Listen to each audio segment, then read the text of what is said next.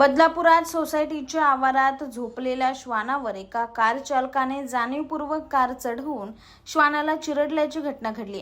ही संपूर्ण घटना सीसीटीव्ही कॅमेऱ्यात कैद झाली असून त्या आधारे बदलापूर पूर्व पोलिसांनी कार चालक प्रशांत पाटील याच्या विरोधात गुन्हा दाखल केलाय.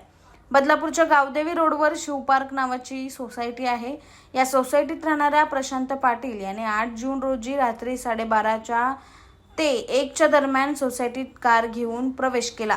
यानंतर पुन्हा एकदा कार रिव्हर्स घेऊन सोसायटीत झोपलेल्या श्वानावर चढवली. या श्वानाचा मृत्यू झाल्यानंतर प्रशांत पाटील कार घेऊन पुढे निघून गेला. ही घटना सोसायटीच्या सीसीटीव्ही कॅमेऱ्यात कैद झाल्यानंतर श्वानाला जाणीवपूर्वक मारण्यात आल्याचं स्पष्ट झालं. त्यानुसार बदलापूर पूर्व पोलिसांनी कार चालक प्रशांत पाटील याच्या विरोधात गुन्हा दाखल केला आहे.